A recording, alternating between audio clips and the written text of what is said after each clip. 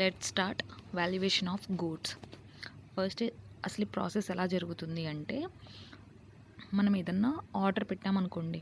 For suppose యూకేకి మనకి కొన్ని articles కావాలి, కొన్ని గూడ్స్ కావాలి అని చెప్పేసి ఆర్డర్ పెట్టినప్పుడు యూకేలో ఉన్న ఎక్స్పోర్టర్ ఎవరైతే ఉంటారో తన ఫ్యాక్టరీలో ఫస్ట్ మ్యానుఫ్యాక్చరింగ్ చేస్తాడనమాట. ఆ ప్రొడక్ట్ని మ్యానుఫ్యాక్చర్ చేసి ఆ కాస్ట్ ఆఫ్ ద ప్రొడక్షన్ మీద కొంత ప్రాఫిట్ అనేది యాడ్ చేస్తాడు. సో అప్పుడు ఆ ప్రొడక్ట్ యొక్క ప్రైస్ని ఏమంటారు అంటే దాన్ని ఎక్స్ ఫ్యాక్టరీ ప్రైస్ అంటారనమాట. ఆ ఫ్యాక్టరీలో ఉన్న ప్రైస్ని తర్వాత తన ఫ్యాక్టరీలో మ్యానుఫ్యాక్చరింగ్ ప్రాసెస్ కంప్లీట్ అయిన తర్వాత పోర్ట్ ఆఫ్ ద ఎక్స్పోర్ట్కి ఆ ప్రొడక్ట్ని ట్రాన్స్పోర్ట్ చేస్తాడు. అయితే ట్రాన్స్పోర్ట్ చేయడానికి ఎక్స్పోర్టర్ వచ్చేసరికి లోకల్గా ఫ్రైట్ అండ్ ట్యాక్సెస్ పే చేయాల్సి వస్తుందన్నమాట. So X factory price plus లోకల్గా పే చేసిన ఫ్రైట్ అండ్ ట్యాక్సెస్ని ఇంక్లూడ్ చేసుకుంటే ఏ వాల్యూ వస్తుందంటే ఫ్రీ అలాంగ్ సైడ్ వాల్యూ అంటారు. తర్వాత ఆ ప్రొడక్ట్ వచ్చేసరికి ఏమవుతుందంటే పోర్ట్ ఆఫ్ ఎక్స్పోర్ట్కి రీచ్ అవుతుంది. ఫ్యాక్టరీ నుంచి పోర్ట్కి రీచ్ అవుతుంది అనమాట. రీచ్ అయిన తర్వాత ఆ గూడ్స్ ఏవైతే ఉన్నాయో వాటిని ఏం చేస్తారంటే ఐదర్ షిప్లో కానీ లేకపోతే ఎయిర్ క్రాఫ్ట్ ఉంటుంది కదా, దాంట్లో కానీ లోడింగ్ చేస్తారు. సో అప్పుడు లోడింగ్ ఛార్జెస్ తర్వాత ఎక్స్పోర్ట్ డ్యూటీ పే చేస్తాడనమాట. ఆ ఆర్టికల్స్ మీద, గూడ్స్ మీద loading charges and export duty pay చేస్తాడు. పే చేసినప్పుడు ఆ గూడ్స్ ఇప్పుడు షిప్లో ఉన్నాయి. షిప్లో ఉన్నప్పుడు ఆ గూడ్స్ యొక్క వాల్యూ ఏమంటారంటే ఫ్రీ ఆన్ బోర్డ్ వాల్యూ అంటారు. అంటే ఫ్రీ ఆన్ బోర్డ్ వాల్యూ అంటే ఏ వాల్యూ ఇంక్లూడ్ అయ్యింది? Free along side plus loading charges and export duty కలుపుకుంటే కనుక వచ్చే వాల్యూని ఫ్రీ ఆన్ బోర్డ్ వాల్యూ అంటారు. తర్వాత ఇప్పుడు ఆ షిప్ ఏమవుతుంది? ఇండియాకి బయలుదేరుతుంది అనమాట.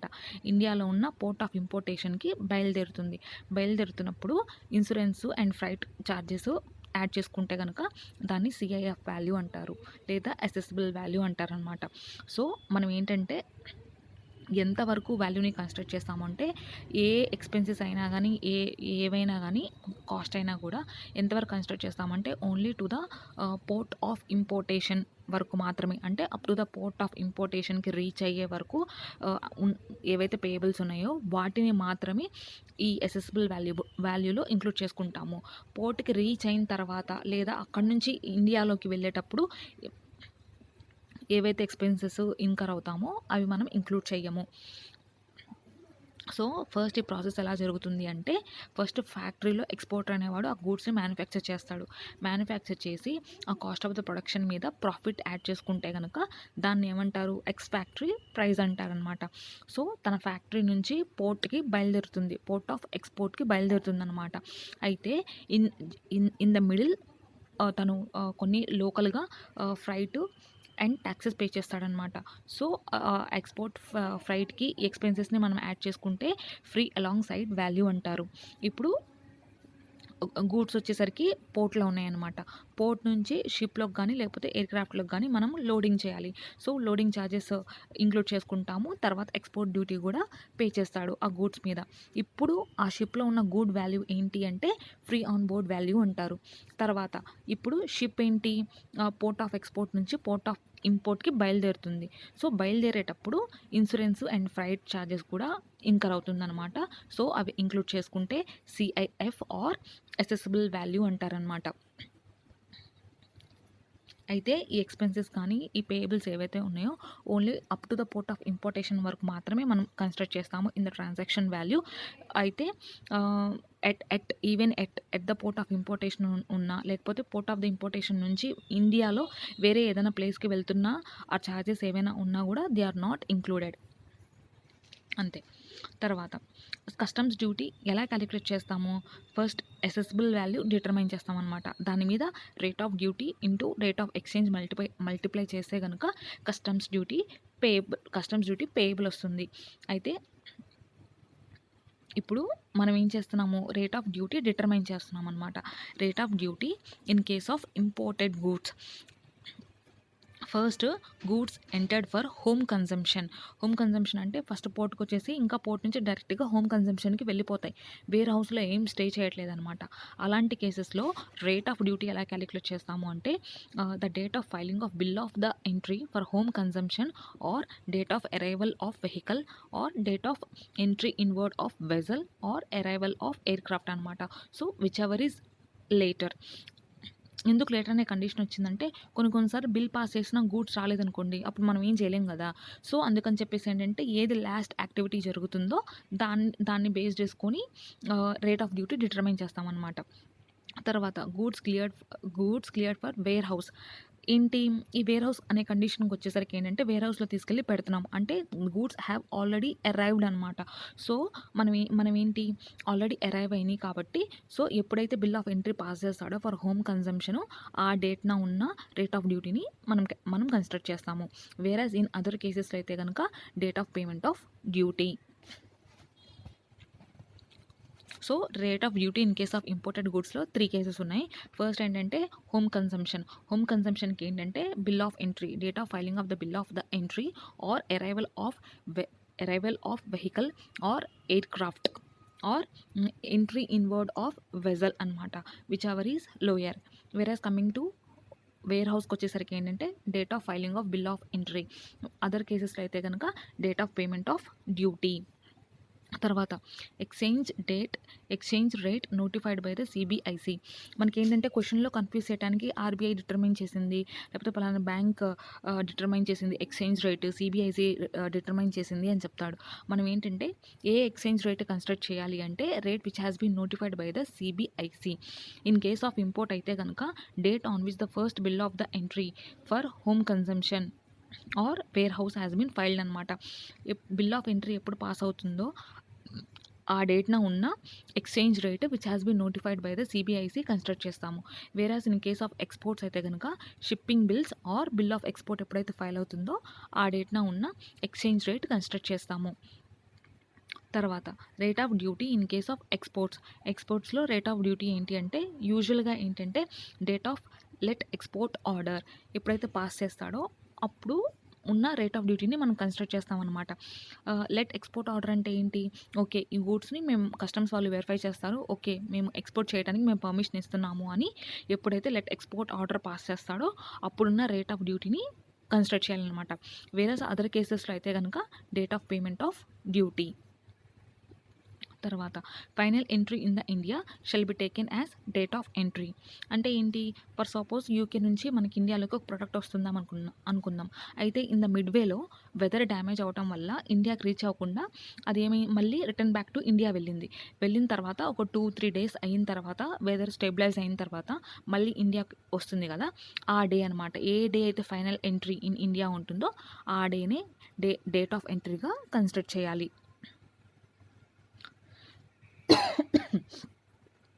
Transaction value of goods. Transaction value అంటే ఏంటి, the price actually paid or payable for the goods at the time and place of importation where price is the sole consideration and buyer and seller are not related. వాళ్ళు related అనుకోండి, అప్పుడు ఏమవుతుంది, ఏదైనా scam చేసే possibilities ఉంటాయి.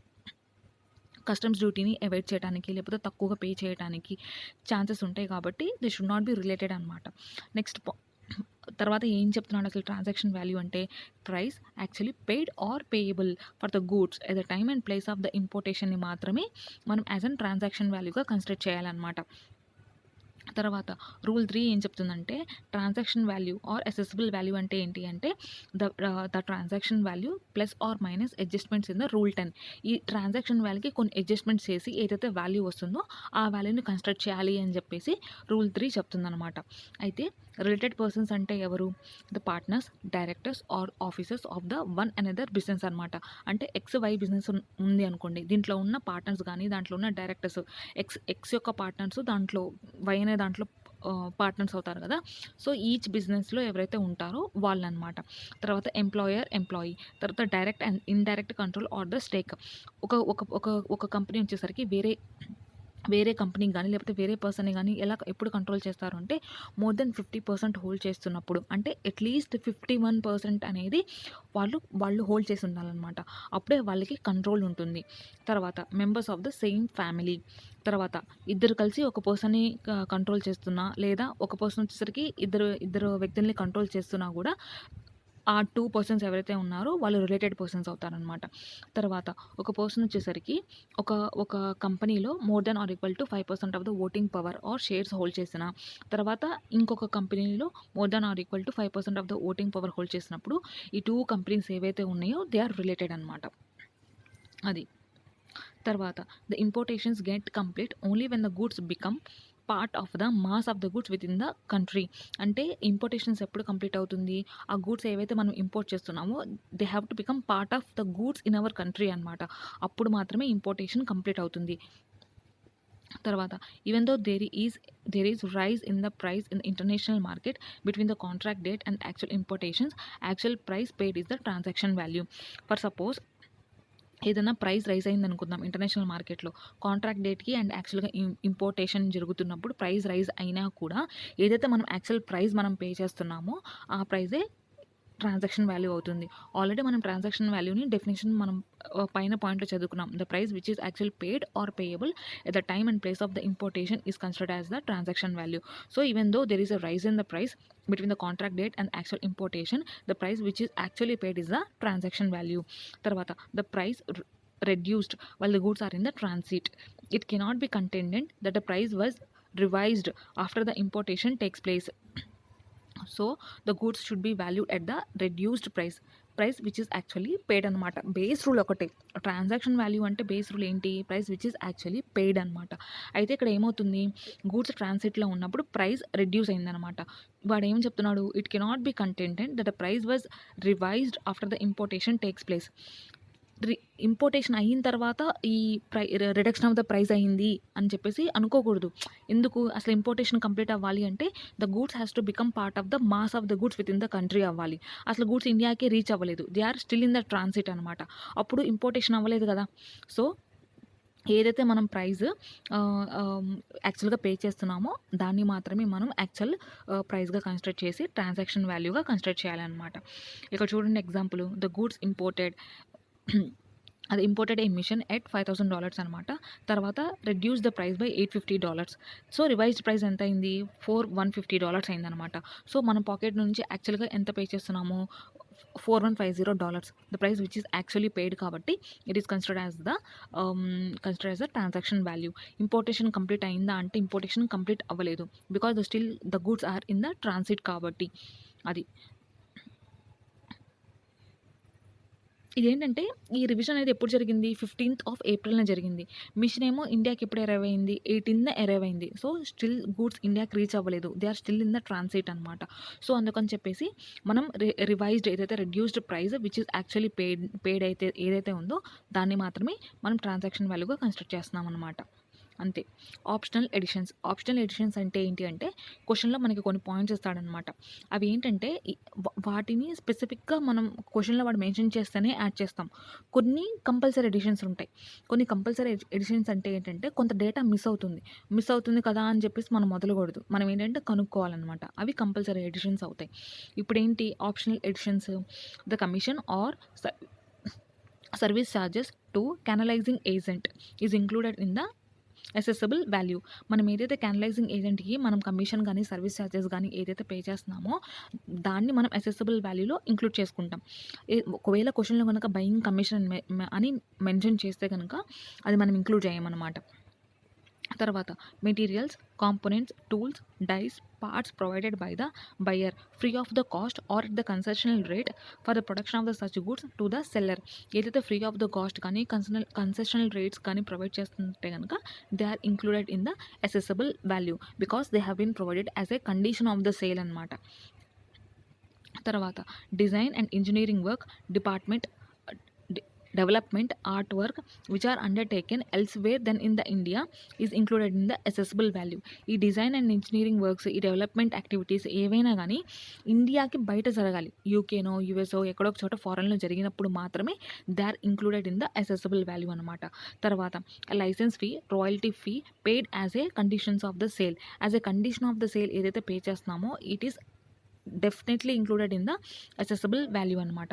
తర్వాత cost incurred by the seller as a condition of the sale included in the assessable value. తర్వాత importation cost made as a condition of the sale. యాక్చువల్గా పోస్ట్ ఇంపోర్టేషన్ కాస్ట్ అంటే ఇంపోర్టేషన్ కంప్లీట్ అయిన తర్వాత ఏ cost incur అయినా కానీ మనం include చేయము. కానీ పోస్ట్ ఇంపోర్టేషన్ కాస్ట్ ఎప్పుడు ఇంక్లూడ్ చేస్తాము అంటే if it has been incurred as a condition of the sale అయితే కనుక అప్పుడు ఇంక్లూడ్ చేసుకుంటాం అనమాట in the assessable value.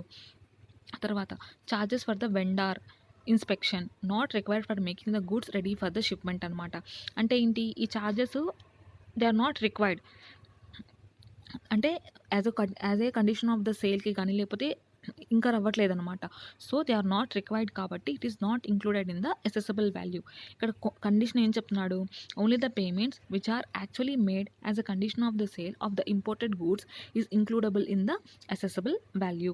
Since they are not required for making the goods ready for the shipment అంటే condition of the సేల్కి తీసుకురావడానికి they are not required అనమాట. So they are not included in the assessable value. తర్వాత determinations of the value of the imported goods. ఇవి ఏంటంటే compulsory ఇంక్లూషన్స్ అనమాట. పైన చెప్పినవేమో optional ఇంక్లూషన్స్. ఏంటో ఆప్షనల్ ఇంక్లూషన్స్, క్యానలైజింగ్ ఏజెంట్కి మనం ఏదైనా కమిషన్ కానీ లేకపోతే ఆ సర్వీస్ ఛార్జెస్ కానీ పే చేస్తున్నప్పుడు ఇంక్లూడ్ చేసుకుంటాము. వేరాజ్ బయింగ్ కమిషన్ అయితే కనుక ఇంక్లూడ్ చేయము. తర్వాత materials, components, tools, dies, parts provided by the buyer free of the cost or the concessional rate to the seller ఉంటే కనుక it is includable in the assessable value. అంటే ఏంటి, ఈ కాస్టెస్ అన్నీ ఎందుకు ఇంకర్ అవుతున్నారు, గూడ్స్ని కండిషన్ టు ద సేల్కి తీసుకురావడానికి ఇంకర్ అవుతున్నాడు కాబట్టి దే ఆర్ ఇంక్లూడెడ్ అనమాట. తర్వాత డిజైనింగ్, ఇంజనీరింగ్ వర్క్, తర్వాత డెవలప్మెంట్ యాక్టివిటీస్ ఇవి కూడా అనమాట. కాకపోతే కండిషన్ ఏంటంటే ఈ డిజైనింగ్ అండ్ ఇంజనీరింగ్ వర్క్స్కి ఈ పాయింట్కి ఏంటంటే ఈ ఎక్స్పెన్సెస్ అనేవి అవుట్ ఆఫ్ ఇండియా ఇంకర్ అవ్వాలి. అంటే ఫారెన్లో ఎక్కడో చోట ఇంకర్ అయినప్పుడు ఇట్ ఈస్ ఇంక్లూడెడ్ అనమాట. తర్వాత లైసెన్స్, రాయల్టీ ఫీ, తర్వాత ఏదైనా costs incurred by the seller, తర్వాత పోస్ట్ ఇంపోర్టేషన్ కాస్ట్ ఇవన్నీ ఏంటంటే as a condition of the sale incur అయితే కనుక they are included in the assessable value. తర్వాత చార్జెస్ ఆఫ్ ద వెండర్ వచ్చేసరికి ఏంటి, they are not required for making the goods ready for the shipment, so not included అనమాట. తర్వాత ఇప్పుడు compulsory inclusions చూస్తాము.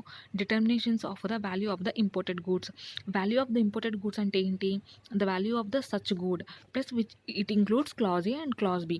Clause ఏలో ఏమేమి కవర్ అవుతాయి అంటే the cost of transport, loading, unloading, handling charges associated with the delivery of the imported goods to the place of importation. Clause A కింద ఏమేమి కవర్ అయినాయి, cost of transport, loading, unloading and handling charges which are associated with the delivery of the imported goods to the place of importation. తర్వాత clause B కింద ఏం cover అయింది, cost of insurance to the place of importation అనమాట. So value of the imported goods అంటే value of the such goods plus the costs which are incurred in the clause A and clause B. అయితే clause ఏలో mention చేసిన costs కనుక మనం ascertain చేయలేకపోతున్నాము, అలాంటప్పుడు ఎలా calculate చేస్తాము అంటే 20% ఆఫ్ ద ఎఫ్ఓబి. ఎఫ్ఓబి అంటే ఏంటి, ఫ్రీ ఆన్ బోర్డ్ వాల్యూ. తర్వాత ఇఫ్ దే ఆర్ అసర్టైన్డ్ అయితే కనుక గూడ్స్ కనుక ఎయిర్ ద్వారా ట్రాన్స్పోర్ట్ అదే ఇంపోర్ట్ అవుతుంటే కనుక అప్పుడు ఎలా క్యాలిక్యులేట్ చేస్తాము అంటే actual cost or 20% of the FOB whichever is lower. అంటే ఏంటి, the cost shall not exceeds the 20% of the FOB value of the goods అని చెప్పేసి చెప్తున్నాడు. ఇన్ కేస్ గూడ్స్ కనుక ఎయిర్ ద్వారా ఇంపోర్ట్ చేస్తే కనుక క్లాజ్ ఏ కింద మెన్షన్ చేసిన కాస్టెస్ని మనం ఎలా కన్సిడర్ చేస్తాము అంటే actual cost or 20% of the FOB అనమాట. In case FOB is not ascertainable but FOB plus costs which are specified under the clause B are ascertainable అనమాట. అంటే cost of insurance plus FOB కనుక ascertainable అయితే కనుక అప్పుడు ఎలా calculate చేస్తాము అంటే 20% ఆఫ్ ద సచ్ సమ్ అంటాడు. Such sum includes FOB plus insurance. తర్వాత cost of insurance clause B కింద if it is not ascertained అయితే కనుక 1.125% ఆఫ్ ద ఎఫ్ఓబి అనమాట. అయితే సెకండ్ సిచ్యువేషన్ ఏంటి, ఒకవేళ ఎఫ్ఓబిని అసర్టైన్ చేయలేకపోతున్నాము, but FOB plus cost which are referred under the clause A are ascertainable అయితే కనుక 1.125% ఆఫ్ ద సచ్ సమ్, అంటే 1.125% of FOB plus transport plus loading plus unloading plus handling charges అనమాట. అంతే. First ఏంటంటే ఇక్కడ పాయింట్ ఏంటి అంటే, first value of the imported గుడ్స్లో ఏమేమి ఇంక్లూడ్ ఉంటాయి, value of the such goods, తర్వాత clause A and clause B కింద ఏవైతే కాస్ట్స్ ఉన్నాయో అవి ఇంక్లూడ్ అవుతాయి అన్నమాట. సో క్లాజ్ ఏ కింద ఏమేమి ఉన్నాయి, transport, loading, unloading and handling charges ఉన్నాయి. క్లాజ్ బి కింద ఇన్సూరెన్స్ ఛార్జెస్ ఉన్నాయి. ఫర్ సపోజ్ క్లాజ్ ఏ కింద ఉన్న కాస్టెస్ కనుక అసర్టైన్ చేయలేకపోతున్నాము అంటే, డిటర్మైన్ చేయలేకపోతున్నాము అంటే కనుక 20% ఆఫ్ ద ఎఫ్ఓబి వేసుకోండి. ఇన్ కేస్ అసర్టైన్ చేస్తున్నాము, ఆ గూడ్స్ ఎయిర్ ద్వారా ఇంపోర్ట్ అవుతున్నాయి అంటే కనుక అప్పుడు మనం దాని వాల్యూ ఎలా డిటర్మైన్ చేస్తాము అంటే, actual cost or 20% of the FOB whichever is lower అనమాట. ఒకవేళ థర్డ్ సిచ్యువేషన్ అనమాట, FOB is not ascertainable but FOB plus clause below mention చేసిన కాస్టెస్ కనుక అసర్టైన్ చేస్తుంటే కనుక అప్పుడు ఎలా క్యాలిక్యులేట్ చేస్తాము అంటే 20% ఆఫ్ ద సచ్ సమ్ అనమాట. అంటే 20% ఆఫ్ ఎఫ్ఓబి ప్లస్ ఇన్సూరెన్స్. ఇది క్లాస్ ఏకి సంబంధించింది. తర్వాత క్లాస్ బిలో ఉన్న కాస్ట్ని కనుక అసర్టైన్ చేయలేకపోతున్నాము అంటే, ఇన్సూరెన్స్ని అసర్టైన్ చేయలేకపోతున్నాము అంటే కనుక 1.125% ఆఫ్ ఎఫ్ఓబి వేస్తాం. తర్వాత FOB is not ascertainable but FOB plus cost which are referred under the clause A is ascertainable అయితే కనుక 1.125% ఆఫ్ ద సచ్ సమ్, అంటే FOB plus loading, unloading and handling charges మొత్తం అనమాట. తర్వాత the goods are imported by sea or air and transshipped to another customs station in the India. అంటే ఏంటి, already పోర్ట్కి reach అయింది, port of ఇంపోర్టేషన్కి reach అయిన తర్వాత అక్కడ నుంచి లోకల్గా ఇండియాలో ఉన్న ఏదో ఒక కస్టమ్స్ స్టేషన్కి ట్రాన్స్షిప్ అవుతుంటే కనుక అలాంటప్పుడు cost of transport, loading, unloading and handling charges or insurance associated with the such transshipment shall be excluded. ఎందుకు, up to the port of importation వరకు మాత్రమే మనం ఇంక్లూడ్ చేసుకుంటాం. ఆల్రెడీ పోర్ట్ ఆఫ్ ఇంపోర్టేషన్కి రీచ్ అయిన తర్వాత వేరే కస్టమ్ స్టేషన్స్ ఇన్ ఇండియా, అంటే ఇండియాలో లోకల్గా వేరే కస్టమ్ స్టేషన్కి వెళ్తుందన్నమాట. సో అలా ట్రాన్స్షిప్మెంట్ జరిగినప్పుడు ఏవైతే ఎక్స్పెన్సెస్ అంటే transport, loading, unloading and insurance charges ఏవైతే ఉంటాయో దే ఆర్ ఎక్స్క్లూడెడ్. తర్వాత షిప్ డిమెరేజ్, లిటరేజ్, తర్వాత barge charges are included in the transportation costs. ఈ షిప్ డిమెరేజ్ అంటే ఏంటంటే, మనం షిప్లో ఉన్నప్పుడు ఏదో ఒక మిస్టేక్ చేసాము లేదా ఏదో ఒక మాల్ ప్రాక్టీస్ చేసాము అనుకోండి, అప్పుడు ఫైన్ వేస్తారు కదా, ఆ ఫైన్ని షిప్ డిమెరేజ్ ఛార్జెస్ అంటారు. దే ఆర్ ఇంక్లూడెడ్ అనమాట. తర్వాత లిటరేజ్ అండ్ బార్ ఛార్జెస్ వచ్చేసరికి ఏంటి అంటే, పెద్ద పెద్ద షిప్స్ ఉంటాయి కదా, మదర్ వెజల్స్ అంటారు వాటిని. అవి ఏంటంటే పోర్టుకు రాలేవు. ఎందుకు రాలేవు అంటే, అవి సీషోర్కి కానీ పోర్టుకి కానీ వచ్చేసరికి ఏమవుతుందంటే అక్కడ లోతు తక్కువగా ఉంటుంది కదా, సో ఏమవుతుందంటే అవి తీసుకొచ్చి పార్క్ చేయలేదన్నమాట. ఆ మదర్ వెజల్స్ వచ్చేసి పార్క్ చేయలేవు. సో ఆ మదర్ వెజల్కి డ్యామేజ్ అవుతుంది కాబట్టి మనం ఏం చేస్తామంటే, అది మదర్ వెజల్ ఓషన్లో ఉన్నప్పుడే ఒక సర్టెన్ డిస్టెన్స్లోనే దాన్ని పార్క్ చేస్తామన్నమాట. పార్క్ చేసి ఈ చిన్న చిన్న షిప్స్ ఉంటాయి కదా, ఆ చిన్న చిన్న షిప్స్లోకి గూడ్స్ని లోడ్ చేస్తే ఆ చిన్న షిప్స్ తీసుకొచ్చి పోర్ట్ ఆఫ్ ద ఇంపోర్టేషన్లోకి వాటిని అన్లోడ్ చేస్తాయి అన్నమాట. సో వాటిని లైటరేజ్ ఆర్ బార్ ఛార్జెస్ అంటారు. So the form part of transportation costs అనమాట. అంతే. అర్థమైందా? ఈ లిటరేజ్ అండ్ బార్ ఛార్జెస్ అంటే ఏంటో. మదర్ వెజల్ వచ్చేసరికి సీ షోర్కి రాలేదు, ఎందుకు, లోతు తక్కువగా ఉంటుంది కాబట్టి. సో దాన్ని సీ షోర్లో పార్క్ చేయటం అంత ఈజీ కాదు కాబట్టి ఆ మదర్ వెజల్ ఏమవుతుందంటే సర్టన్ డిస్టెన్స్లోనే ఆపేస్తాం అనమాట. ఓషన్లో ఆపేసినప్పుడు ఈ స్మాల్ బోట్స్ ఏవైతే ఉంటాయో, షిప్స్ ఏవైతే ఉంటాయో వాటిలోకి ఈ మదర్ వెజల్లో ఉన్న గూడ్స్ని లోడ్ చేస్తాం అనమాట. లోడ్ చేసినప్పుడు ఆ షిప్స్ ఏం చేస్తాయంటే ఈ పోర్ట్ ఆఫ్ ద ఇంపోర్టేషన్కి గూడ్స్ని తీసుకొస్తాయి అనమాట. సో ఏవైతే లిటరేజ్ అండ్ బార్ ఛార్జెస్ అంటే ఆ చిన్న చిన్న షిప్స్లోకి లోడ్ చేసి అండ్ ట్రాన్స్పోర్ట్ చేస్తున్నాయి కాబట్టి వాటికి సర్టెన్ ఛార్జెస్ పే చేస్తామన్నమాట. ఆ ఛార్జెస్ వచ్చేసరికి లిటరేజ్ ఆర్ బార్ ఛార్జెస్ అంటారు. They are included in the transportation cost. అంతే. తర్వాత demurrage charges paid for delay in clearing of the goods from the import port. Is not included. ఇది ship demurrage charge కాదు. Ship demurrage charge అంటే ఏంటంటే షిప్లో ఉన్నప్పుడు fine వేస్తే ship demurrage charge అవుతుంది, అది ఇంక్లూడబుల్ అవుతుంది. వేరాస్ కమింగ్ టు ద డిమరేజ్ ఛార్జెస్ వచ్చేసరికి ఏంటంటే పోర్టుకి రీచ్ అవుతుంది, పోర్టుకి రీచ్ అవుతుంది. పోర్టుకి రీచ్ అయిన తర్వాత కూడా వాటిని క్లియర్ చేయట్లేదు. క్లియర్ చేయనప్పుడు అలా డిలే చేసినప్పుడు ఏవైతే ఫైన్స్ వేస్తారో అవి దే ఆర్ నాట్ ఇంక్లూడెడ్ అనమాట. తర్వాత ద ఛార్జెస్, ఇక్కడ ఒక క్వశ్చన్ ఉంది. క్వశ్చన్ ఏంటి? The charges incurred for unloading and transportations of the goods from outer anchorage to the jetty in barges, అంటే స్మాల్ బోట్స్ అనమాట. Such charges form part of the loading and unloading charges అని అడుగుతున్నాడు మనకి. నేను already చెప్పాను ఏంటి, lighterage and barges charges they form part of the transportation అని చెప్పేసి. సో ఇక్కడ వీడైతే ఏదైతే ఎజంప్షన్ తీసుకున్నాడో it forms part of the loading and unloading charges అని ఏదైతే అంటున్నాడో ఇట్ ఈస్ టోటలీ రాంగ్ అనమాట. చూడండి ఇక్కడ ఎగ్జాంపుల్లో పోర్ట్ ఆఫ్ ద ఇంపోర్టేషన్ ఉంది కదా. సో మదర్ వెజల్ని ఒక సర్టెన్ ప్లేస్లో మనం పార్క్ చేసామన్నమాట. ఆ పార్క్ని ఏమంటామంటే ఔటర్ యాంకరేజ్ అంటాము. ఈ ఔటర్ యాంకరేజ్ పార్క్ చేసినప్పుడు అక్కడ నుంచి చిన్న చిన్న బోట్స్లోకి గూడ్స్ని ఇంపోర్ట్ చేసుకుంటే గూడ్స్ని లోడ్ చేస్తే కనుక ఆ షిప్స్ వచ్చేసరికి ప్లేస్ ఆఫ్ ఇంపోర్టేషన్లోకి అన్లోడ్ చేస్తాయి అన్నమాట. అది జరిగే ప్రాసెస్. అయితే ఈ ఔటర్ క్యాటరేజ్ని it is not considered as the place of importation. Because place of importation అంటే ఏంటి? Custom station where the goods are brought for being cleared for home consumption or removed for deposit in a warehouse. So outer cartridge is not considered as the place of importation. తర్వాత ఇంకొక point ఏం రాస్తున్నాడు? The value of the imported goods అంటే మనకు తెలిసిందే కదా. Value of the such goods plus it includes transport, loading, unloading and handling charges as well as insurance to the place of the importation. So ఈ mother vessel cannot enter the harbour for any reason. The goods are brought to the docks by the small vessels, అంటే barges ద్వారా తీసుకొస్తున్నారనమాట. The cost incurred for bringing the imported goods to the place of the importation are called barge charges. So they are included in the cost of transportation.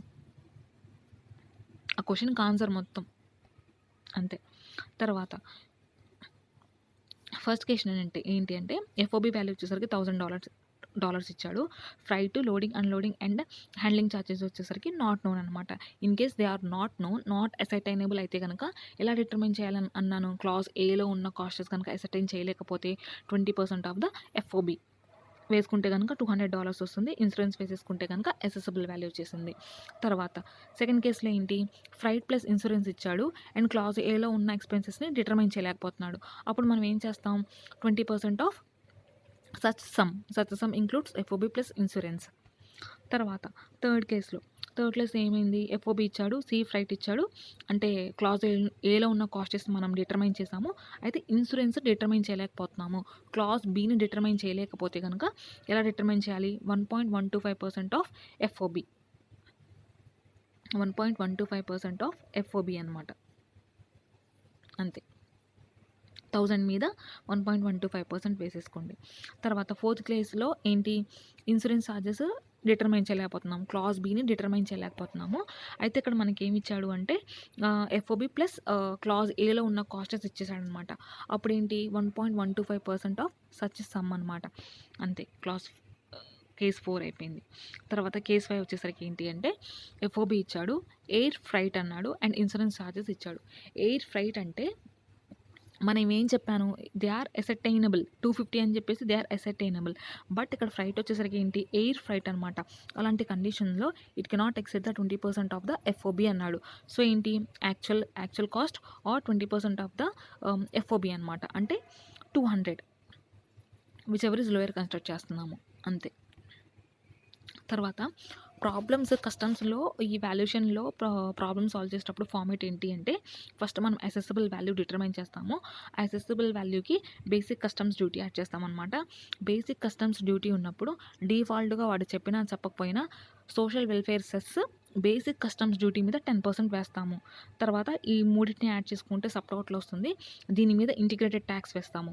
Integrated tax వేస్ట్ చేసిన తర్వాత total customs duty payable calculate చేస్తాము. అంటే ఏంటి? Basic customs duty plus social welfare cess and integrated tax add చేసుకుంటే కనుక total customs duty payable వస్తుంది. తర్వాత అప్లికబుల్ ఎక్స్చేంజ్ రేట్ వచ్చేసరికి the rate which has been notified by the CBIC. తర్వాత in case of imports అయితే కనుక rate of duty ఎప్పుడు bill of exchange or bill of entry of or arrival of the aircraft whichever is later. Whereas coming to the exchange rate అయితే కనుక the bill of entry నా ఏదైతే exchange rate ఇస్తాడో అది ఆ rate కూడా ఏది rate which has been notified by the CBIC. తర్వాత ఇక్కడ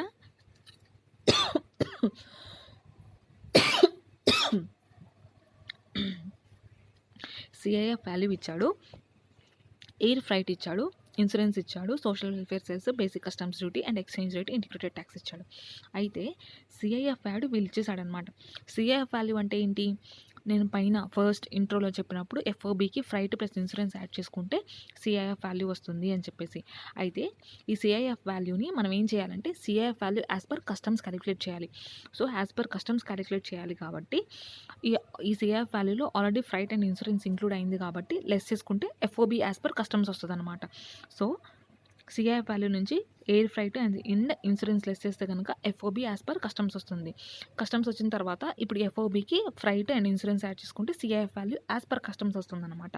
అయితే ఎయిర్ ఫ్రైట్ కదా, ఎయిర్ ఫ్రైట్ అన్నప్పుడు మనకు ఒక లిమిట్ ఉంది, actual freight or 20% of the FOB whichever is lower, అది యాడ్ చేస్తాం. ఇన్సూరెన్స్ ఇచ్చాడు, అది యాడ్ చేసేసుకుంటాంతో సో మనకేమొస్తుంది CIF value as per customs వచ్చింది. So CIF value is itself assessable value అనమాట. ఈ అసెసిబుల్ వాల్యూ మీద బేసిక్ కస్టమ్స్ డ్యూటీ, దాని మీద social welfare cess, so sub totaling చేసిన తర్వాత ఆ సబ్ టోటల్ మీద ఇంటిగ్రేటెడ్ ట్యాక్స్ వేసేసుకుంటే కనుక మనం total customs duty payable calculate చేస్తాం. అయితే కస్టమ్స్ డ్యూటీ పేయబుల్ దాంట్లో ఏం ఇంక్లూడ్ అయి ఉంటుంది, basic customs duty, social welfare cess and integrated tax అనమాట. అంతే. The charges changes in the price in the international market between the date of the contract and actual importation. So changes in the price అయింది. Price అయిన తర్వాత ఫైనల్గా ఏమైంది, finally they agree to pay the negotiated prices అనమాట. So negotiated ప్రైస్ని pay చేయాలి అని చెప్పేసి డెట్ కంక్లూజన్కి అయితే వచ్చాడు. సో ట్రాన్సాక్షన్ వాల్యూ ఏమవుతుంది, the price which is actually paid or payable, so which is negotiated price అనమాట, since they have agree to pay కాబట్టి. సో దాన్నే మనం ట్రాన్సాక్షన్ వాల్యూగా కన్సిడర్ చేస్తాము. తర్వాత ద వెండార్ ఇన్స్పెక్షన్ ఛార్జెస్. ఈ వెండార్ ఇన్స్పెక్షన్ ఛార్జెస్ అనేవి ఏంటంటే ఈ ఛార్జెస్ వచ్చేసరికి he has carried on his own అనమాట. They are not required under the contract. So ఏంటి, as a condition of the సేల్గా ఇంకా అవ్వలేదు. So they are not include చేయం వాటిని. తర్వాత the commission payable to the local agent at the rate of the 1% of the FOB in the local currency. So commission మనం ఏదైతే local ఏజెంట్కి pay చేస్తున్నామో దాని అసెసిబుల్ వాల్యూలో ఇంక్లూడ్ చేసుకుంటాము. అదే బయింగ్ కమిషన్ అయితే కనుక ఇంక్లూడ్ చేయము. అలాగే క్యానలైజింగ్ ఏజెంట్కి ఏదైనా కమిషన్ కానీ సర్వీసింగ్ ఛార్జెస్ పే చేసినా కూడా ఇంక్లూడ్ చేసుకుంటాం. ఓన్లీ బయింగ్ కమిషన్ మాత్రమే ఇంక్లూడ్ చేయమన్నమాట. తర్వాత నెగోషియేటెడ్ ప్రైస్, పైన వాడు చెప్పాడు కదా ఒక పాయింట్లో, నెగోషియేటెడ్ ప్రైస్ పే చేస్తాము అని చెప్పేసి కంక్లూజన్కి వచ్చాము అని చెప్పేసి. సో ఇది నెగోషియేటెడ్ ప్రైజెస్ అనమాట. సిఐఎఫ్, ఎయిర్ ఫ్రైట్, ఇన్సూరెన్స్ ఇచ్చాడు. సో యాజ్ పర్ కస్టమ్స్ రావాలంటే మనం ఏం చేయాలి, ఇప్పుడు రివర్స్ క్యాలిక్యులేషన్ చేయాలి. సో సిఐఎఫ్ నుంచి ఎయిర్ ఫ్రైట్ అండ్ ఇన్సూరెన్స్ తీసేసుకుంటే ఎఫ్ఓబి యాజ్ పర్ కస్టమ్స్ వస్తుందన్నమాట. దానికి ఫ్రైట్ అండ్ ఇన్సూరెన్స్ యాడ్ చేసుకుంటే సిఐఎఫ్ యాజ్ పర్ కస్టమ్స్ వస్తుంది. అయితే ఇక్కడ ఎయిర్ ఫ్రైట్ అన్నాడు కాబట్టి మళ్ళీ సేమ్ మనం లిమిట్ అప్లై చేస్తాం. ఏంటి, actual payment or 20% of the FOB వేసుకుంటాం అనమాట. అంతే, సేమ్ అదే ప్రొసీజర్ మళ్ళీ. తర్వాత the cost of machinery at the factory ఎంత వచ్చింది ఎక్స్పెండిచర్ అంటే $10,000 అనమాట. తర్వాత transportation charges from the factory to port of shipment అనమాట $500. హ్యాండ్లింగ్ ఛార్జెస్ వచ్చేసరికి 50. ఇవి 3 ఇంక్లూడ్ చేసుకుంటాం. తర్వాత బయింగ్ కమిషన్ ఇంక్లూడ్ చేయము. ఫ్రైట్ ఛార్జెస్ ఇచ్చాడు. తర్వాత ఇన్సూరెన్స్ నాట్ అసర్టైనబుల్ అన్నాడు. Insurance not ascertainable, class below ఉన్న కాస్ట్ని అసర్టైన్ చేయలేకపోతే కనుక 1.125% ఆఫ్ ఎఫ్ఓబి వేస్తాము. సో కాస్ట్ ఆఫ్ మిషనరీ, తర్వాత transportation charges, handling charges add చేసుకుంటే కనుక ఎఫ్ఓబి వస్తుంది. ఫ్రైట్, తర్వాత ఇన్సూరెన్స్ వచ్చేసరికి 1.125% ఆఫ్ ద ఎఫ్ఓబి అనమాట. అప్పుడు సిఐఎఫ్ వస్తుంది. తర్వాత $1 = 70 రూపీస్. మనము క్వశ్చన్లో ఈ ఎక్స్చేంజ్ రేట్ ఒకటి అండ్ రేట్ ఆఫ్ డ్యూటీ ఒకటి మనమే కనుక్కోవాలి. ఇన్ఫర్మేషన్ ఇస్తాడు. రేట్ ఆఫ్ ఎక్స్చేంజ్కి వచ్చేసరికి ఏంటంటే bill of entry or arrival whichever is later అనమాట. తర్వాత ఇది రేట్ ఆఫ్ డ్యూటీకి అనమాట. ఎక్స్చేంజ్ రేట్కి వచ్చేసరికి ఏంటంటే బిల్ ఆఫ్ ఎంట్రీన ఏదైతే ఎక్స్చేంజ్ రేట్ ఉంటుందో and that to the rate which has been notified by the CBIC మాత్రమే కన్సిడర్ చేయాలి.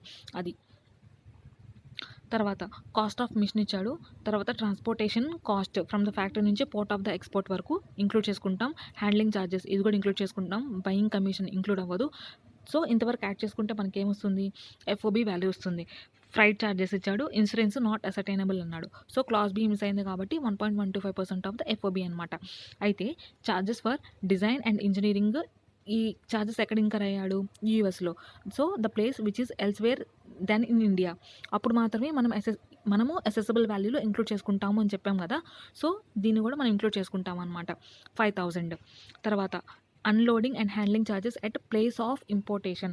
ప్లేస్ ఆఫ్ ఇంపోర్టేషన్కి రీచ్ అయిన తర్వాత మనం కన్సిడర్ చేయం కదా, ఓన్లీ అప్పుడు ద ప్లేస్ ఆఫ్ ఇంపోర్టేషన్ వరకు మాత్రమే మనం కన్సిడర్ చేస్తాము. So it is not includable. తర్వాత transportation charges from Mumbai to the Chennai port, అంటే ఇది transshipment cost. So transshipment cost ఏదైనా జరిగినా కూడా అది ఇంక్లూడ్ చేయమన్నమాట. $1 = 70 రూపీస్ అన్నాడు. మెయిన్గా ఈ వాల్యుయేషన్ ప్రాబ్లమ్ సాల్వ్ చేసేటప్పుడు ఎఫ్ఓబి వరకు ఏవేవి కాస్ట్ ఇంక్లూడ్ చేయాలి, ఏవేవి ఇంక్లూడ్ చేయకూడదు అని చాలా డౌట్స్ ఉంటాయి అనమాట. ఇక్కడ cost of design and engineering charges ఉంది. అది ఎఫ్ఓబికి పైన రావాలా కింద రావాలా అని ఒక డౌట్ ఉంటుంది కదా, ఆబ్వియస్గా పైనే వేయాలన్నమాట. ఎఫ్ఓబి తర్వాత ఎఫ్ఓబికి రీచ్ అయ్యేసరికి ఏమైంది, ఆ ప్రోడక్ట్ ఆల్రెడీ షిప్లోకి వెళ్ళిపోయింది. అంటే ఫారెన్లో ఇంకర్ అవ్వాల్సిన ఎక్స్పెన్సెస్ అన్నీ ఇంకర్ అయ్యి షిప్లోకి కూర్చుంది. షిప్లోకి అన్నీ లోడ్ అయ్యి కూర్చున్నాయి అనమాట గూడ్స్ అన్నీ. ఇంకేమవుతుంది, ఫ్రైట్ ఇన్సూరెన్స్ మాత్రమే ఇంకర్ అయ్యి పోర్ట్ ఆఫ్ ఇంపోర్టేషన్కి రీచ్ అవుతాయి అనమాట. అయితే మిడ్వేలో మదర్ వెజల్ అనే కాన్సెప్ట్ వచ్చింది మనకి. షిప్ సీ మధ్యలో ఉన్నప్పుడు అప్పుడు షిప్ డిమరేజ్ ఛార్జెస్, లైటరేజ్ ఛార్జెస్, ఒకవేళ బార్జర్ ఛార్జెస్ ఉంటే కనుక అవి ఇంక్లూడ్ చేసుకుంటాం అనమాట ఎఫ్ఓబి తర్వాత. ఇవి 5 మాత్రమే వస్తాయి. మిగతావి ఏవైనా సరే ఎక్స్పెన్సెస్ ఇంక్లూడబుల్ అయితే కనుక ఎఫ్ఓబికి పైనే పెట్టాలన్నీ, అంతే. ఎందుకు ఎఫ్ఓబి వరకు వచ్చేసిందంటే మొత్తం కావాల్సిన ప్రొసీజర్ అంతా కంప్లీట్ చేసేసుకొని ఇంకేం లేదు, ఆ షిప్పు ఆ పోర్ట్ ఆఫ్ ఎక్స్పోర్ట్ నుంచి పోర్ట్ ఆఫ్ ఇంపోర్ట్కి రావడానికి రెడీగా ఉంది అని చెప్పేసి, అంతే. సో ఈ ఛార్జెస్ ఏవైతే డిజైన్ అండ్ ఇంజనీరింగ్ ఛార్జెస్ ఏవైతే ఉన్నాయో వాటిని కూడా ఎఫ్ఓబి పైన ఇంక్లూడ్ చేసుకుంటాం అనమాట, అంతే. ఇంక్లూడ్ చేసిన తర్వాత ఈ 2000 ఎక్కడి నుంచి వచ్చింది, ఈ 2000 వచ్చేసరికి freight charges and insurance charges మనమే కనుక్కుంటే కనుక సిఐఎఫ్ వాల్యూ వస్తుంది. తర్వాత ఈ ఈ లోడింగ్ అండ్ లోడింగ్ ఛార్జెస్ వచ్చేసరికి ట్రాన్స్షిప్మెంట్ ఛార్జెస్ అనమాట. అంటే ఇండియాకి వచ్చిన తర్వాత లోకల్గా ఇంకర్ అవుతున్నాం కాబట్టి so they are not includable, అంతే. తర్వాత import machine through vessel from USA at $31,650 అనమాట. తర్వాత ఈ 31,650లో ఏమేమి ఇంక్లూడ్ ఉన్నాయి, transport cost from the factory to port of export ఇంక్లూడబులే. తర్వాత హ్యాండ్లింగ్ కాస్ట్ కూడా ఇంక్లూడ్ అయింది అంటున్నాడు. సో మనం ఎలాంటి అడ్జస్ట్మెంట్ చేయాల్సిన అవసరం లేదు.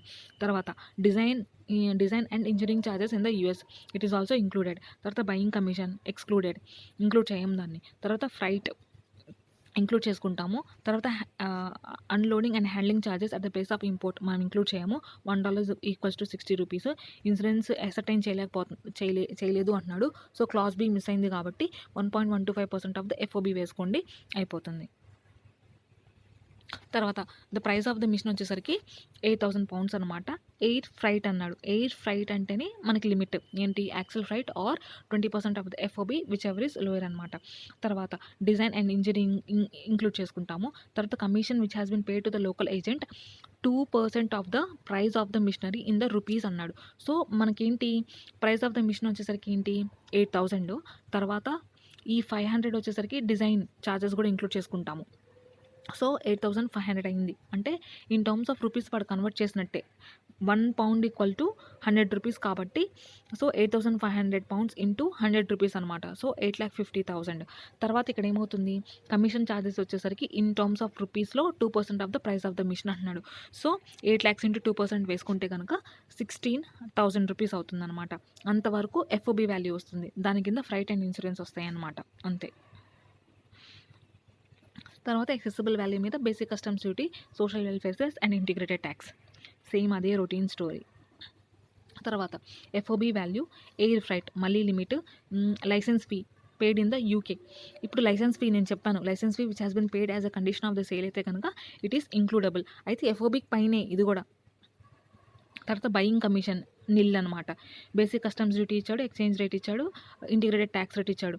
ఇన్సూరెన్స్ నాట్ అసర్టైనబుల్ అన్నాడు. ఇన్సూరెన్స్ నాట్ అసర్టైనబుల్ అంటే ఎలా క్యాలిక్యులేట్ చేయాలి? 1.125% ఆఫ్ ఎఫ్ఓబి అంతే.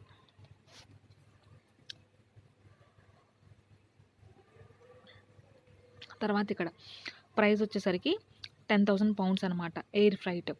తర్వాత డిజైన్ అండ్ ఇంజనీరింగ్ ఛార్జెస్ ఎఫ్ఓబిక్ పైనే, లైసెన్స్ కూడా ఎఫ్ఓబిక్ పైనే, 20% of the price of the machine అన్నాడు. తర్వాత material and components which are supplied in the యూకేలో ఉన్నప్పుడు మెటీరియల్స్ సప్లై చేస్తాం, because they are incurred to bring the goods to the saleable condition అనమాట. సేలబుల్ కండిషన్లోకి తీసుకురావడానికి ఇన్కర్ అయిన కాస్టెస్ కాబట్టి దే ఆర్ ఇంక్లూడబుల్ అనమాట. సో 20,000 రూపీస్ ఎఫ్ఓబిక్ పైన ఇవి కూడా. తర్వాత ఇన్సూరెన్స్ ఇచ్చాడు, బయింగ్ కమిషన్ ఇచ్చాడు. ఇన్సూరెన్స్ అయితే ఇంక్లూడ్ చేసుకుంటాము as usual, 6,000 rupees. Buying commission అయితే ఇంక్లూడ్ చేయమన్నమాట. తర్వాత 1 పౌండ్ ఈక్వల్ టు 100 రూపీస్ అన్నాడు. తర్వాత demurrage charges for delay of 5,000 rupees అనమాట.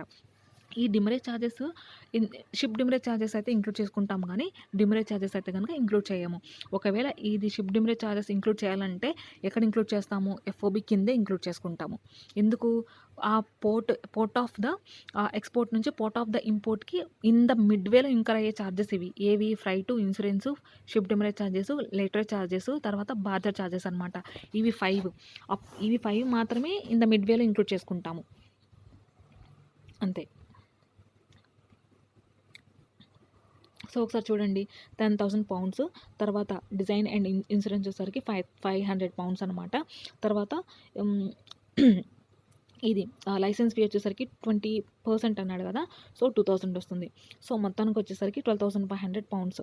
తర్వాత ఒక పౌండ్ వచ్చేసరికి 100 రూపీస్ కాబట్టి ఎంత అవుతుంది? 12,50,000 రూపీస్ అవుతుంది అనమాట. దానికి మళ్ళీ 20,000 ఏమి యాడ్ చేస్తున్నాడు? 20,000 material and components which are supplied అనమాట. అవి యాడ్ చేసుకుంటే కనుక ఎఫ్ఓబి వస్తుంది. ఎఫ్ఓబి వచ్చిన తర్వాత ఎయిర్ ఫ్రైట్ అనమాట. సో లిమిట్ ఉంది, actual or 20% of the FOB whichever is lower. తర్వాత ఇన్సూరెన్స్ వాడే 6,000 ఇచ్చాడు కాబట్టి సిఐఎఫ్ వాల్యూ క్యాలిక్యులేట్ చేసుకుంటాం. ఈ డిమరేజ్ ఛార్జెస్ వచ్చేసరికి ఏంటంటే ఇంక్లూడ్ చేయము. వేరే షిప్ డిమరేజ్ ఛార్జెస్ అయితే కనుక ఎఫ్ఓబి కింద ఇంక్లూడ్ చేసుకుంటాము. మిగతా సమ్స్ నెక్స్ట్ పార్ట్లో చెప్తాను.